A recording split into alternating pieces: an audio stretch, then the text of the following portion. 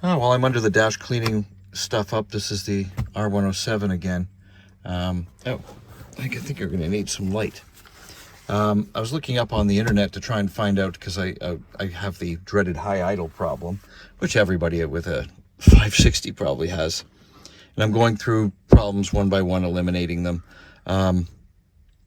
I knew the location of the idle relay because I've had one of these cars years and years and years ago. But I was looking up for some stuff. If anyone knows whether resoldering a MOSFET, the little 3-pin square, it's like a square circuit that will be on that idle control module inside. I think they're very heat sensitive, the old ones. If anyone knows if those are going to be too sensitive to resolder, please let me know, or if there's a temperature that they should be at. But anyway, anyone who wants to know where their idle control module was, because I found on the net that most people couldn't find it.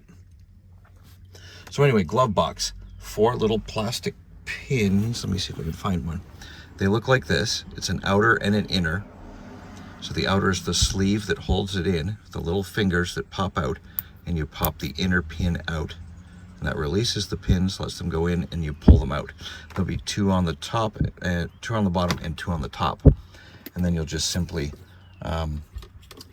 pop your glove box light out and push it up through, and then carefully slide it out. So I'll show you where that module is. I haven't even opened door taken mine out yet. You see the 2 silver relays right back here between these two. These are vent actuators, the vacuum vent actuators.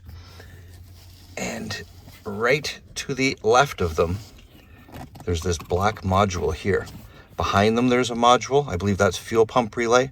I don't remember which one's which, but I do know this one on the front is the idle module, and you can just rock that back and forth and pull it out. It is this one directly beside these 2 silver relays.